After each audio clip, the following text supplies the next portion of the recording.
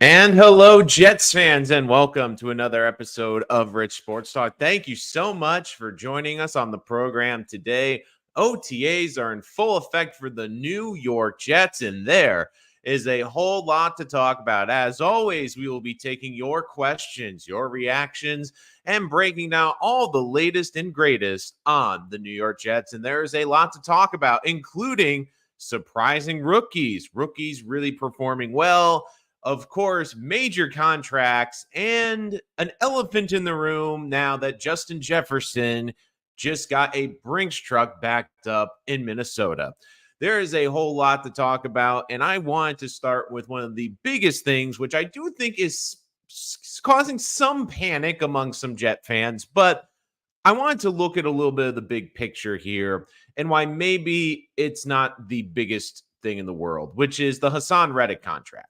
Now, Saleh created some headlines the other day where basically he said in his press conference, yeah, he's not here and we haven't really talked. And a lot of people were freaking out. Well, you're the head coach. You should be talking to him constantly. The Jets know where he is. They know he's working out, and they know this is about a contract. Interestingly enough, Connor Hughes is reporting that Reddick is looking to get about $25 million per year to $30 million per year annually. Now, with his numbers, with his track record, that should be in the ballpark. The question I think that's really going to come down to is years. Is a team willing to give him 4 or 5 years? Or could Joe Douglas do one of his JD specials, as I call them, where they front load the first 2 years of the deal and then basically have an out after the second year? But I was also thinking a little bit deeper about this. The Jets are all in on this particular season, and they have to be, because Aaron Rodgers is going to be 40 years old. You're not sure how many years he's going to play. I know he says he wants to play another 2 years.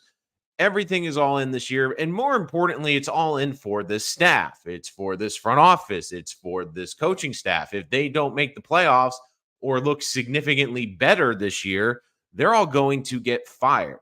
And after losing Bryce Huff in free agency, I thought the Jets did a shrewd move, bringing in Reddick for a third-round pick. And not only a third-round pick, a really future third-round pick. I believe it was a 25 or 2026. I'll have to double-check on that. But here's the biggest thing I said at the time of that deal, which I think went unnoticed, and why I still think it is a great deal, even if the Jets don't resign him. And I know a lot of fans would say, well, why wouldn't you sign him? You traded a third-round pick for him. Don't you want to keep a great player? Yes, you do. But here's the thing.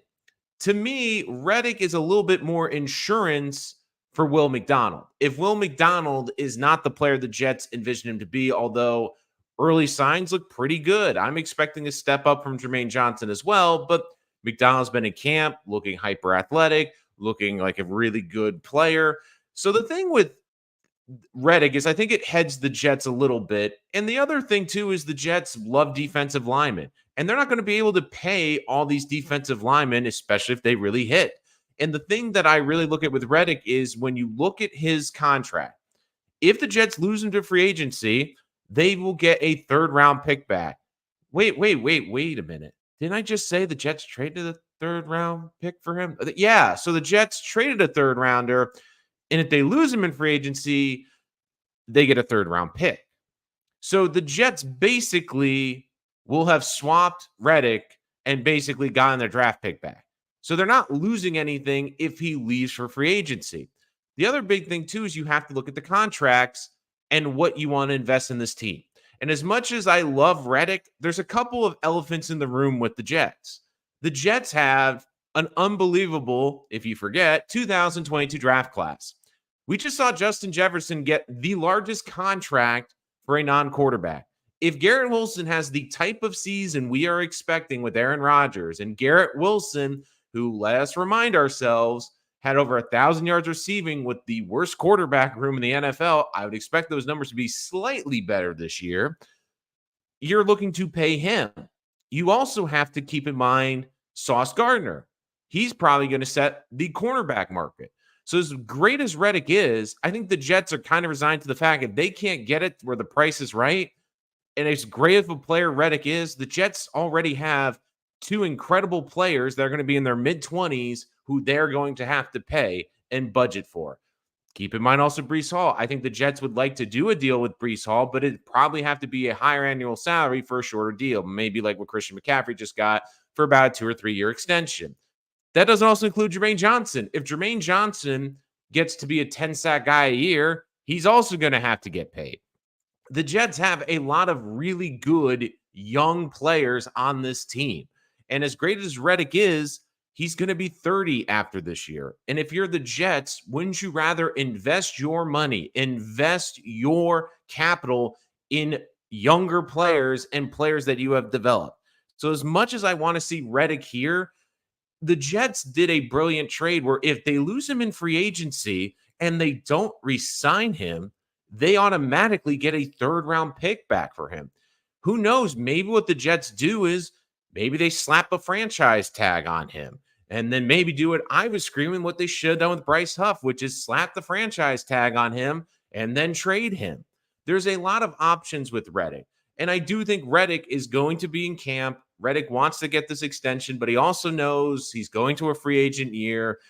I think he's going to come in. I think he's going to ball out, and I think he's going to look really good. But the Jets, for people freaking out, the Jets aren't paying him. The Jets also have to figure out their finances. You have to allocate money for the Sauce Gardner contract, for the Garrett Wilson contract, for the Jermaine Johnson potential contract. And I don't think Jermaine Johnson and Brees Hall are going to get the contracts that Garrett and Sauce are going to get. They're still going to cost a nice chunk of change. Don't forget you're paying Quinnen Williams. There's still going to be guys on this team that you're going to have to invest in. And I do think the Jets look at it as their defensive line. They'd rather invest capital in players that they can develop, in guys that have the higher athletic scores that maybe are cast-offs from other teams to develop into their program. So as much as I see people freaking out about the Haason Reddick contract, and I get it, the Jets have an elite pass rusher. We're talking about one of the best pass rushers in the game, and a lot of Jet fans want to see him on the Jets for a long time. And if the Jets get him for an extension, and it's a good extension, a 3 or 4 year extension for a good price, I won't be upset. But Haason Reddick is no dummy. Haason Reddick knows, especially with how good this defense can be, that if he goes out there and puts up 12 sacks, is a Pro Bowl player, there's going to be a team in the NFL that's going to give him $25 million a year. I can almost guarantee you that there will be a team that will give him the bank. And I said this was Bryce Huff when he hit the free agency market. I think the Jets are going to give him a good contract, but all you need is one team to blow everyone away. And that's, of course, what the Philadelphia Eagles did. Let me get to, I see a lot of questions coming. I'll get to some of the other headlines coming in, but let's see. Dane O. Jets, my man, good to see you. That's what I want, a front-loaded 2 year deal. But if it's a 1 year, that's assuming I think WMD is a full-time player for 2025. I honestly draw a lot of parallels between Reddick's situation and Reed. Here's the good thing with also, I also want to bring this up too, Dane O. Jets, and I'm really glad you brought up a great point, Dane, which is there's the other thing we have to talk about, which is the Michael Carter extension. I mean, this team, DJ Reed is going to be a free agent at the end of this year. And if you had to ask me gun to my head today, and you can tell me if I'm wrong or not, I'd rather invest in Michael Carter and Sauce just because Michael Carter's a little bit younger and he's the best slot corner in football right now. And again, it's going to be hard to find a great number 2 like DJ Reed. But if you have arguably the best corner at the number 1 spot, and you have the best slot corner in the middle. And when you look at the NFL now, the game is dominated in the middle. Whoever controls the middle of the field is usually going to win the game. So you need good interior corners, and having a guy like Michael Carter is an incredible value. So, and that's another reason why I think Reddick, the Jets are being slow with that, because they understand they're going to have to pay Michael Carter potentially, Sauce Gardner, Garrett Wilson. And here's the other thing, if I'm the Jets, try to get these contracts done sooner. Because here's the way the NFL works. The contract, the money, it's only going to go up. Now, Garrett Wilson's probably not going to want to negotiate till after the year because he knows his numbers with Aaron Rodgers are probably going to look a lot better than they did last year. But if I'm the Jets, I'm trying to sign Sauce Gardner to an extension. I'm trying to lock him up and get ahead of the curve. Tyron Smith and Matt placeholders for young players, and we're hoping full timers next year. Can they? Maybe not all of them. So pick your poison, JD. Like the thing too is like with this offensive line, I think you see a lot of placeholders for the young players. Reddick is a good example. Smith is a great example. Dano Jets.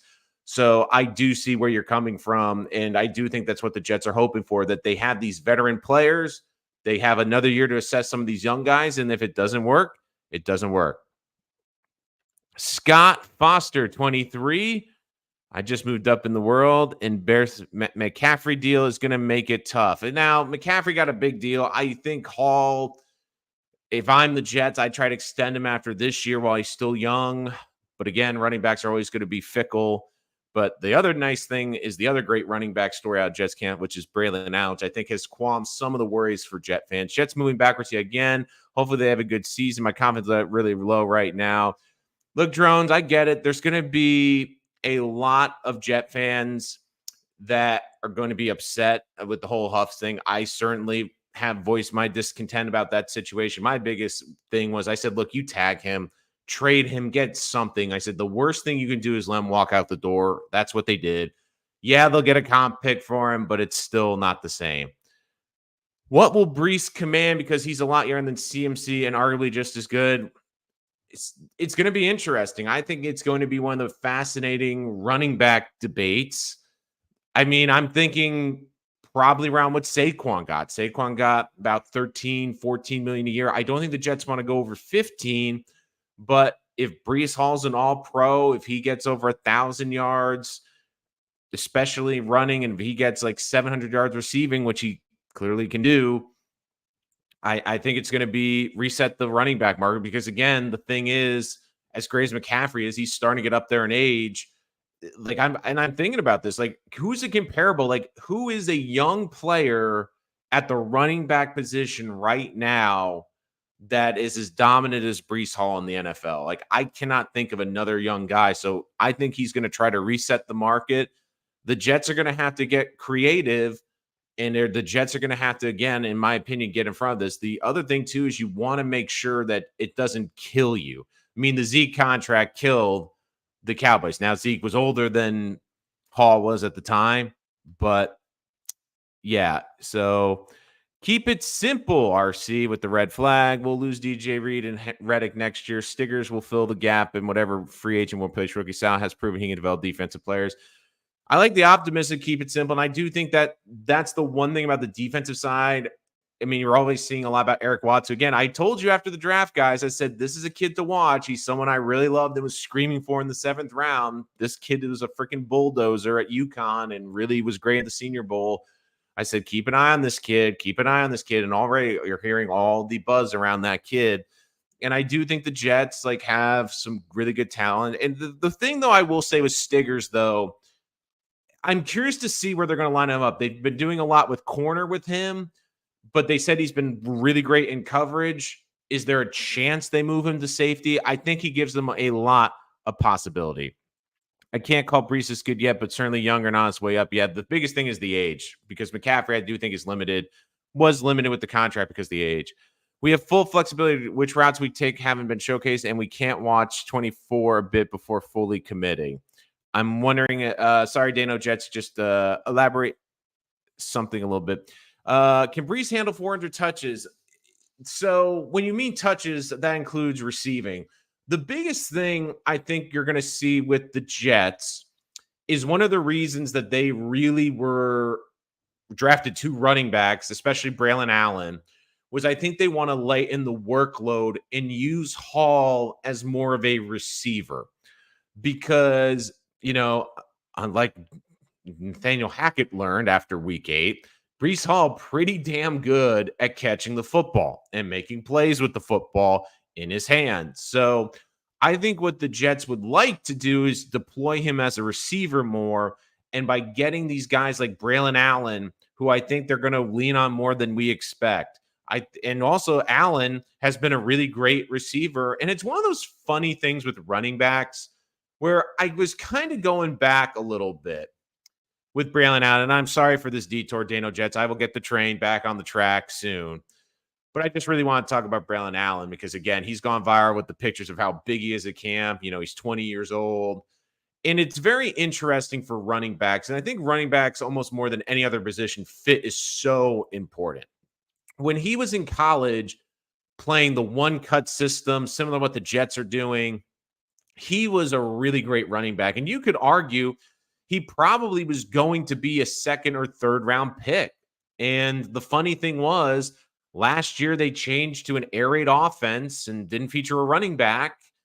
And it's almost getting harder to value running backs at the college level because so many teams have gone away from traditional running styles. It's hard to evaluate. And this could be one of those steals of the draft where you get a guy that basically was undervalued. And surprisingly, I look at his age, you wonder, could he have gone to a different school, maybe some school in the Big Ten, another school with more of a power running game, gone there for a year, juiced his numbers, and still come out at 21. But it's one of those things. I think the Jets got a really good value here. And it's funny because, we made such a big hype about Izzy last year, and we talk about how many players have stood out at camp, but two of the big headlines are two players that are really on the downturn. Alan Lazard, I don't think, is the shock for a lot of people, but Izzy Abanikanda, I remember reading Zach Rosenblatt saying he didn't even get on the field. And look, sometimes it just happens in the NFL where, unfortunately, last year was Izzy's opportunity. He gets hurt early in the season, comes back and doesn't earn the trust of this coaching staff for whatever reason. Again, he's an incredibly young kid like Braylon Allen. They're both under 22 years old. What you're hoping for is maybe a little bit more maturity. Maybe you can stick him on the practice squad for a little bit. But let me get back to your question, Dano. So for the 400 touches, I think he can, but look for a lot more receiving touches instead of just a straight running back. Might not be spending much on a QB. Like, it could be, you could be right, Scott. And if maybe they found their quarterback again, if you have a quarterback with this great defense, and let's just stick to Jordan Travis, for example. If Jordan Travis is a top 16 quarterback in the NFL, if he is a good game manager, I think the Jets can be a playoff team and win with that formula. Now, again, we'll have to see what happens, but if you're not paying him anything, you're able to afford these great players. If Gardner does travel in this defense, I think that gives Ulbrich flexibility with Michael Carter potentially leaving. Yes and no, keep it simple. The thing, though, is, like I was saying, so many teams have so many slot receivers in the middle of the field becomes such an integral part of the game. Like, you can't just have one good corner. You need two. And I would argue that in today's NFL, you need a good one, but you also really need a good interior one because, again, the interior is, you get a lot of smaller players, but a lot more shiftier guys that can separate guys that are tough to deal with in a short space. So I think that Michael Carter, again, a lot of it's going to come down to price. If the Jets feel they can find another really good slot corner and develop one, you give this defensive staff credit. But here's the thing. I think Michael Carter is a younger player. He's a better player at his position than DJ. Look, DJ Reed's a great number 2 in the NFL, but is he the best number 2 corner in the NFL? Michael Carter statistically is the best slot corner. Like, look, and when I say this, people will take this the wrong way that, oh, this is DJ Reed slander. No, DJ Reed is an unbelievable football player. But the thing with DJ Reed is he's been really great for the Jets. He's going to be able to hit the open market again at 28 years old. There's going to be a team that's going to look at him and give him a big contract. Like, the Jets got him for a steal. Even at the time, we were saying that's a pretty good deal for a corner. They're not really giving him anything. If he's an okay starter, it's a great deal, and he's been better than that. So I think he's going to look to get another bite at the apple. Yeah, Drones, I think he'll get tagged and then hopefully an extension. Again, that's how the running back works. I think running backs deserve to get paid. Look, I think with running backs, you have to be smart. I'd rather pay a running back a higher annual salary and more of a guarantee, but short term. Like, if I had to pay Brees $15 million a year, $16 million a year, but for 3 years, and I can get out of it, that's the thing. And the other thing too is I think Joe Douglas would really front load a contract. So the last year of the contract's almost a dummy year, so you can get out of that or renegotiate. Let's see. Uh a lot of back and forth this year. Braylon in more between the tackles, Brees more structured toss. You need Brees in space to maximize value. No sense tossing him to traffic. And the other thing, too, is you want to keep him healthy. He was unbelievable last year coming off the ACL. I don't think people realize how special that is coming off that injury. But the big thing with him is I think that in some goal line situations, you can go to Braylon Allen. I mean, they have Isaiah now. I also wouldn't be shocked too. I mean, there's still this secondary free agent market where I do think the Jets are going to add another piece, maybe a safety at some point. Wide receiver's been interesting because as great as Malachi Corley has been at camp, Jason Brownlee's looked really good this year at camp. I mean, Alan Lazard, it just seems like he's a lost cause. Like tons of drops at camp. I don't know what is going on with him. It's going to be one of those things where you wonder, he's going to be a fascinating decision with the Jets because they can basically get out of that contract at the end of this year. But if it comes down to it, is it better to eat that money this year and take a cap penalty to open up a roster spot for someone, or to keep him on this team? Because again, it kind of is unfortunately, the best example I can kind of pull out my back pocket is it feels like it's the more expensive Denzel Mims situation where you got a guy who's a big outside receiver, doesn't really play special teams, not really going to factor in the return game. So is it worth it to keep him on your roster, especially with that? Let's see. Spacey McGrady. Brees will be a top 3 back this year. I think I can make the case he was a top 3 back last year. Maybe not with the statistics, but if you talk about the Jets, I think he was one of the best ones out there. Yeah, I top Brees out 250 on the ground. I could see 150 throw to him, which is a lot. I've been watching the 2021, 2022 Packers. Thought they ran it a good amount. Look, I think the Jets are going to become a more of a power running team this year. I think that they got some more maulers in the trenches. I think that they're going to be a team that, yes, they have Aaron Rodgers. Yes, they can throw the ball deep. But it kind of seems to me like they want to get back to the formula they had when they got to the 2 AFC championship games the last time they were successful. And that was be a dominant run team, have a great quarterback play. Like, I think the quarterback play will be better than it was in those years, but rely on great defense and a great running game, especially late in the season, because some of these offenses, yes, it's pretty early in the season, but when we get to December and January, when you have to go to Buffalo on the road, you have to go to up to New England potentially on the road, when you have to go to some of these tough winter environments, defense and run games travel really well in December and January. Sometimes those passing games don't as much. If we had to pick, I'd rather have MC2 than Reed. So me and Space McGrady are sharing a brain on that one. Small DBs looking for third contract are never good investments, never. But I'm open to a 1-year extension to secure him. Look, I think DJ Reed might be open. Again, it depends on the player, what he wants. The problem is, I just don't. When you look at being a business person, and if I was his agent, I would advise him to go to free agency and say, look, DJ, you've been healthy for 2 years, especially if he has another good year. You've had 3 really good years with the Jets. You've helped elevate them into one of the top defensive units in football. This is your opportunity to probably get your last bite at the apple because you're going to be 28. If you take a 3 or 4 year contract, the next time you come around to negotiations, teams are going to find a way, well, you're in your 30s. How much juice do you have left in your legs? You're looking a bit slow. You look like you maybe lost a step. So I just get this feeling like if has another good season, he's going to go take another bite of the apple. And I do think that is something that needs to be talked about. Healthy A-Rod will win the division. Here's another thing I found fascinating.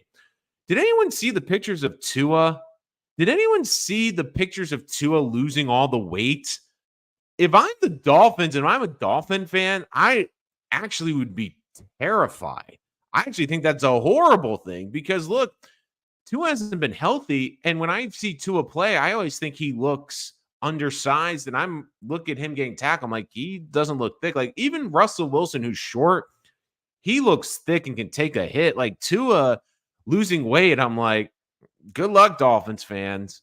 And, don't even get me started on the whole Darius Rucker thing. But look, I think when it comes down to just this division, I think the Dolphins to me really have to show me a lot more. I mean, I know the Dolphins are the sexy pick for a lot of people because they have the high flying offense. They have all the core vets at wide receiver. But the big thing with the Dolphins is, can they actually beat teams with winning records for once? Because they couldn't do that last year. Can they actually win a playoff game? Because they haven't done that since God knows when.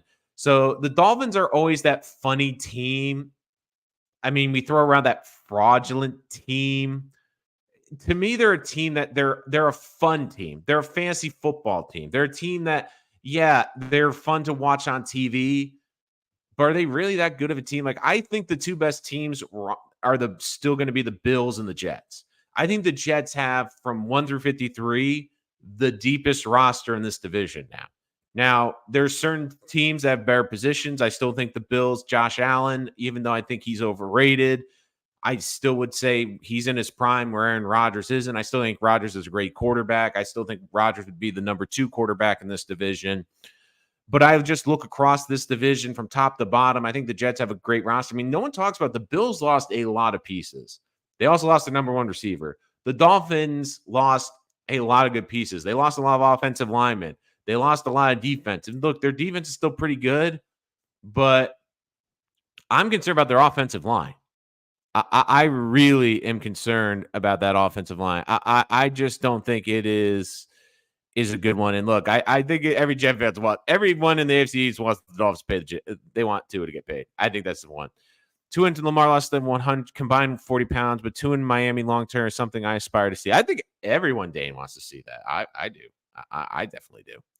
Especially because we all know, God, why am I blanking on it? Which Jets corner is it that always interception? It's not the big 3. Who is it? Who's the God? Well, I know the name. Jesus, Brandon Eccles. It took me a second. I'm like, Brandon Eccles lives into his head because he always gets a freaking pick. Maybe his brother can back him up. Yeah, like I do think his brother showed a lot of promise. I do think his brother can be a really good backup in this league. Yes, yeah, they didn't have a quarterback last year. I mean, come on, man. The Bills, it's weird. I would say if I had to go by roster, I think the Dolphins 1 through 53 have a better roster, but the quarterback is such an important position, and I just trust Josh Allen more.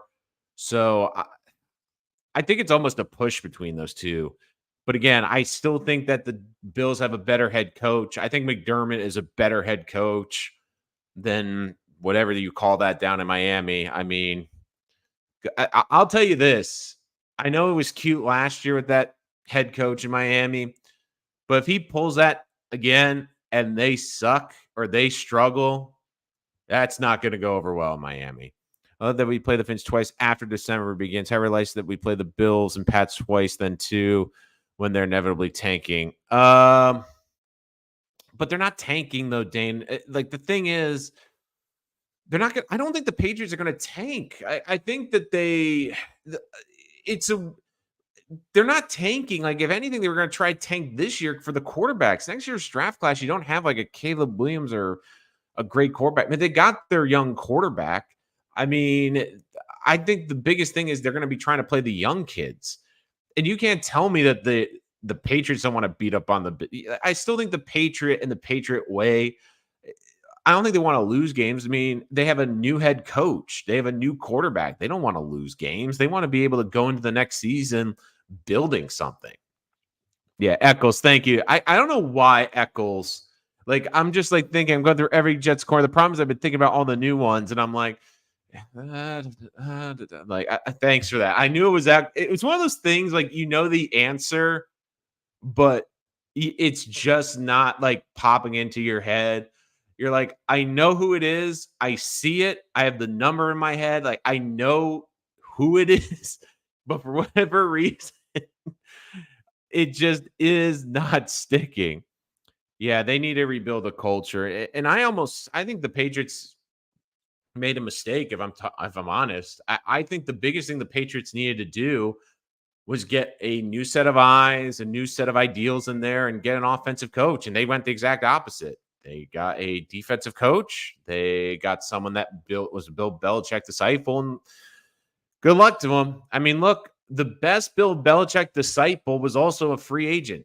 Mike Vrabel was a free. Like that to me, like I don't understand how Vrabel didn't get really another job, and I don't get why the Patriots didn't hire him. Like I get that they were hiring from Bill's staff, but if you're going to go with the Patriot retread or someone to build the quote Patriot way, why don't you get the guy that actually has had success in the NFL? Dame, the Bills are down in the standings playing Pats twice late will boost them. I get what you're saying.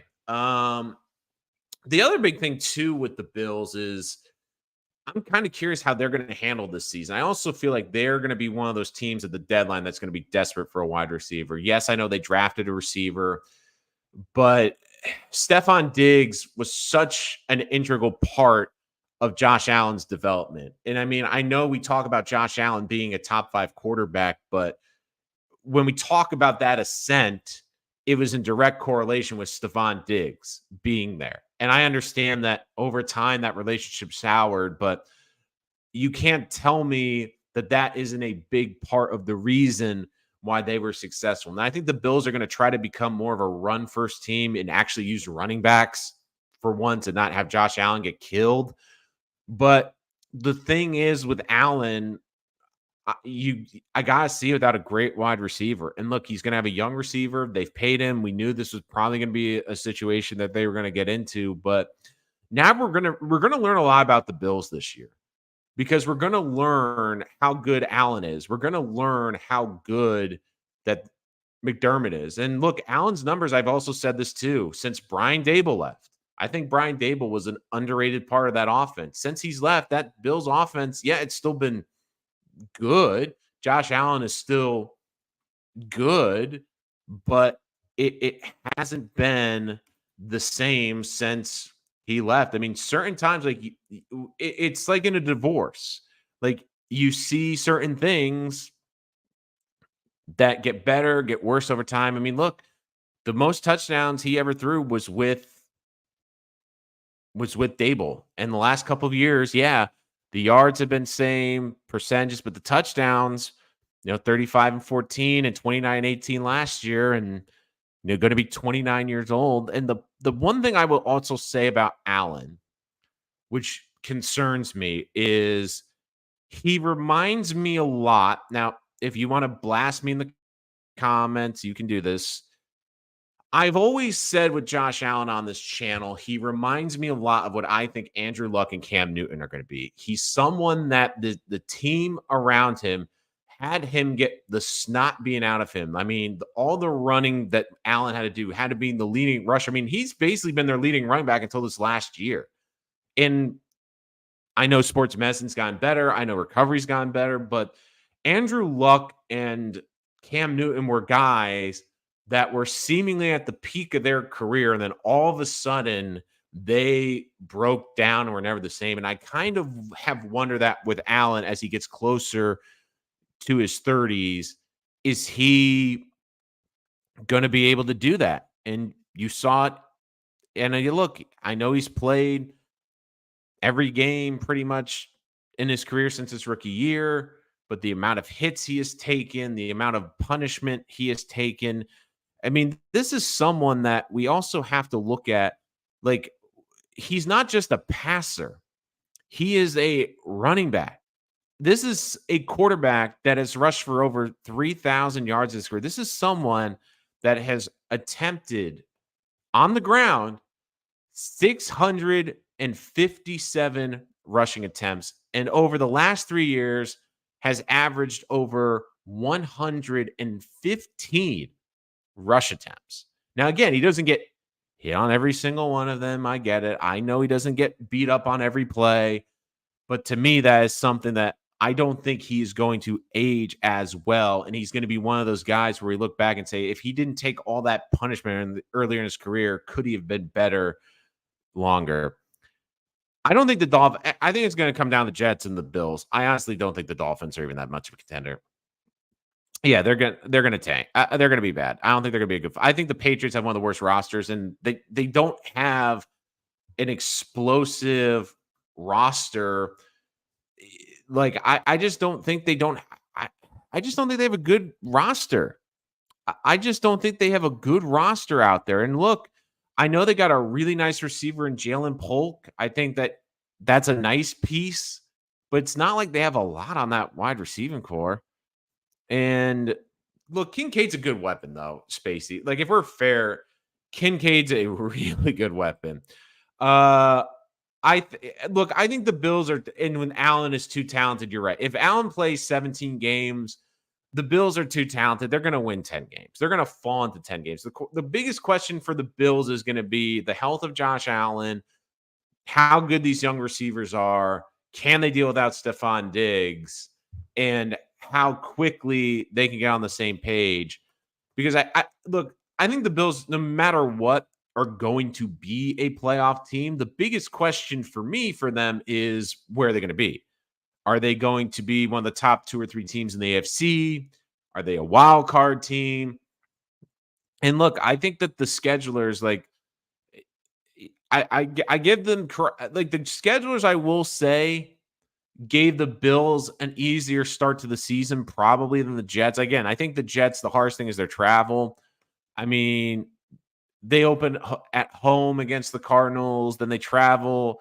They get the Thursday night game at the Bills. That again, 8:00 game, but still really early in Miami. I think will be tough for the Bills. Then they get home against the Jaguars. They're on the road against the Ravens.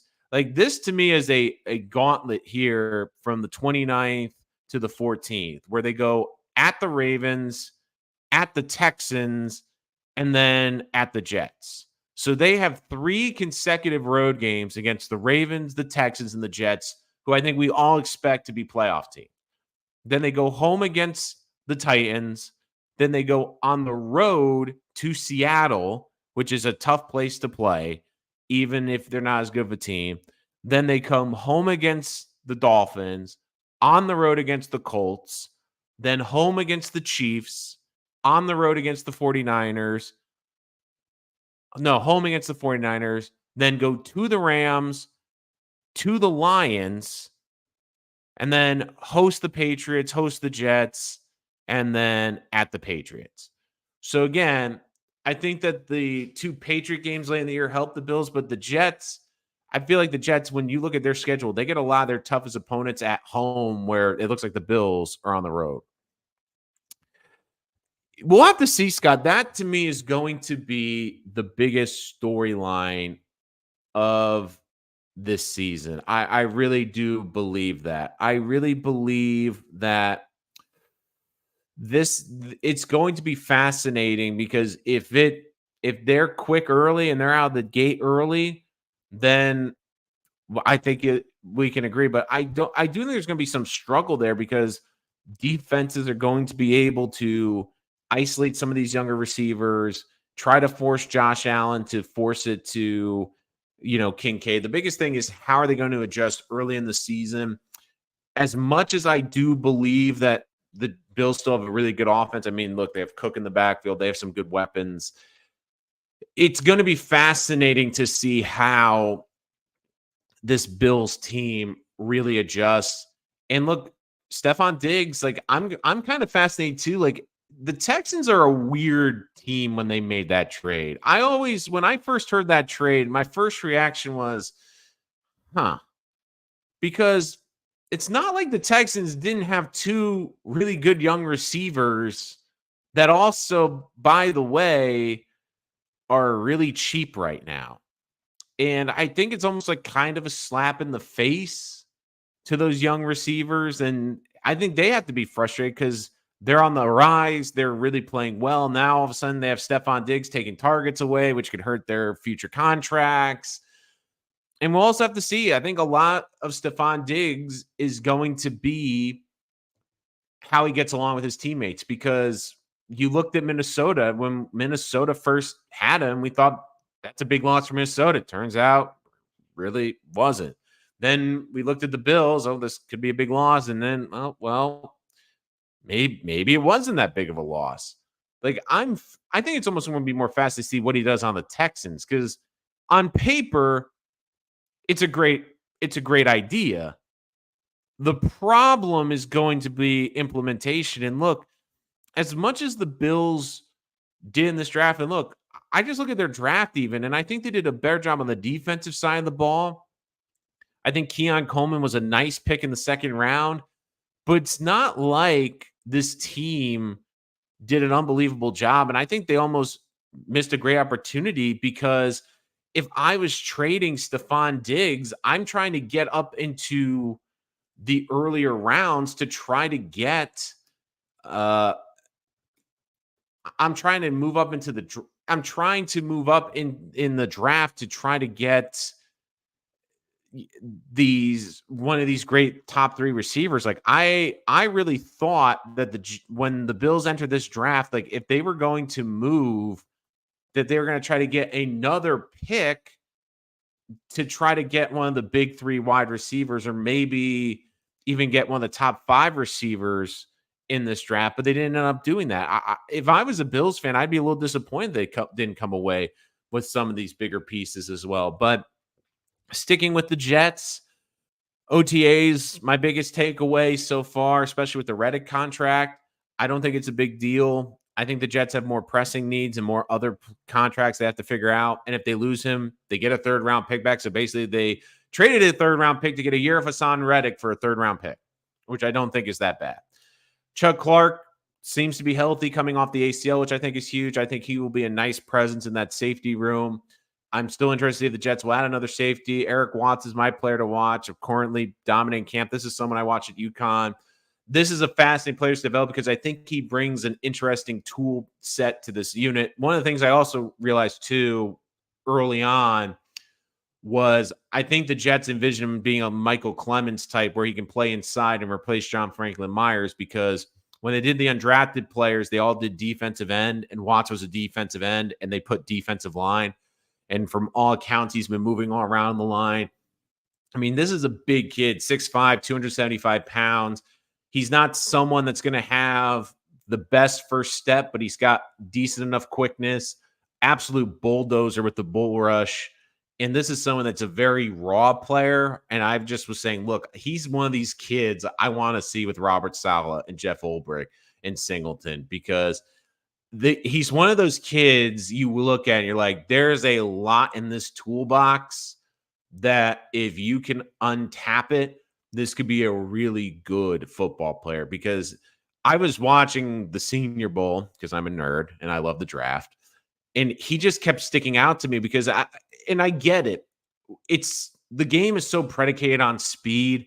Like we look for these edge rushers that just get around the edge, just beat the guy off the ball, and I get that. But it's very rare now, especially with defensive linemen, to see guys that just beat up on dudes. And I'm watching this kid lining up against some of these tackles. And look, some of these tackles, like we were gushing about, were like 360, 365 pounds. And he's just putting them on their back in Mobile. And I'm like, I saw this kid play live at UConn too. And I'm like, man, like I remember watching him play.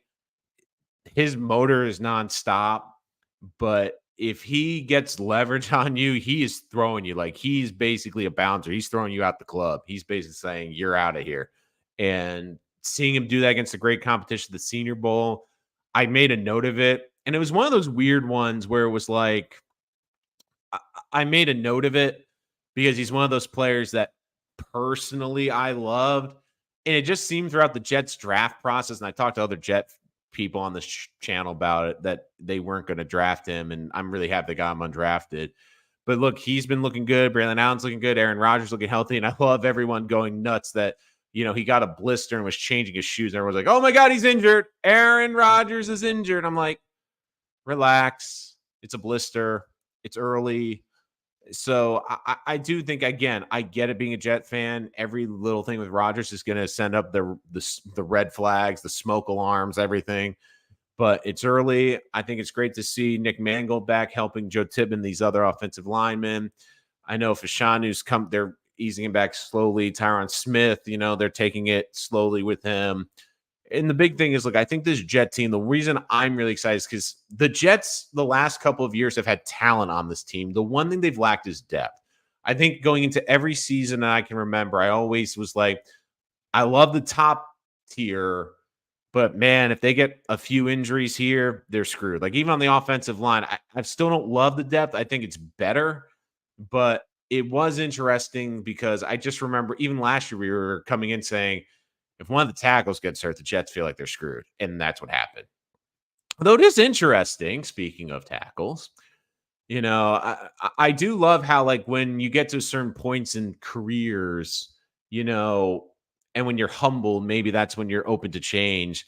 I was reading something on Twitter the other, speaking of offensive linemen, and I thought this was funny because at the beginning of this process, I said, a lot of people on this channel, Mekhi Becton is one of the polarizing Jet figures we've talked about the last couple of years. And one of the things I said on this channel was when people would always ask me this following question, especially before free agency and during the free agency, which is, would you bring Mekhi back? And I said, I don't think there's any chance he's coming back because I don't think it's worked with his coaching staff.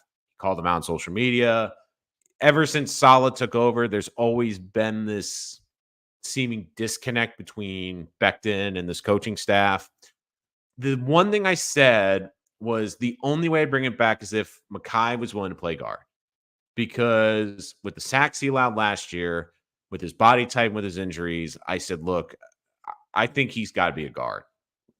And, it was funny because he kept saying last year, oh, I'm a left tackle. I'm a left tackle. I'm a left tackle. You also going to penalize left tackle. And like you were lucky. The Jets didn't have any better options at left tackle. Like, trust me, if they did, I think they would have. Like, and I even was at one point, and again, I know it wasn't a great option, but I was even at some point saying, look, I'd rather have Max Mitchell left tackle. Like, look, I know Max Mitchell isn't a good tackle, but it just feels like at least he has some semblance of pass protection. And all of a sudden now I see the headlines out of Eagles camp. Mekhi Becton playing guard.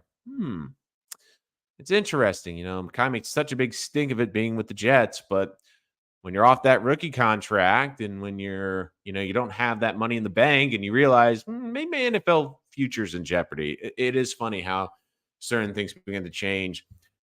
It is funny too. I know they've talked about it. I'd like to see the Jets bring back Corey Davis. The more as camp goes on, I think they want to give these young kids a chance. I still think the Jets are monitoring the free agency market, especially in the safety market, but I don't think you're going to see a lot more movement before camp. I think the biggest thing is if there's a surprise cut from some of these other camps that the Jets will dive into that. Let's see. Scott and Diggs agreed. Sometimes the young, hungry route is the better path, not to mention they need to give their tight ends way more targets. They'll be a hard team for us than many want to be. Look, I think that's the other thing too. Like the Jets' biggest weakness in this defense is the tight ends. And we've seen them, I think, do well against Miami when they play great receivers. Tight ends is something they've really struggled with. And it's been tight ends forever. I don't know if it's a safety play, the scheme, they just struggled. So I'm worried about it. The biggest thing is, can they keep him in the pocket? And I do think that the Jets match up well against the Bills, but we will see when the season starts. A lot more coming on Rich Sports Talk, more Jets off season. And of course, I'm going to dive into my other team, the New York Mets, because again, this season has been mind-bending, mind-melting. Insert your favorite adjective here. As we get close to the trade deadline for the Mets, I'll have a lot to talk about with them. And of course, the New York Jets as OTAs and eventually training camp come to fruition. We'll have more updates here. And of course, the Jets add any pieces. We, of course, will be first to update you with all that. If you're new to the channel, make sure to give us a like. Hit that subscribe button. If you know any other Jet fans that would love to join a great Jets community, let them know about our channel. Share us on social media and tell them about it. And if you're joining us after this live stream, again, I love talking to you during the live stream. You guys make this channel as much as I do. Please put any questions in the comments and I will make sure to answer them in the next video. Thank you so much for joining us. We will see you next time here on Rich Sports Talk.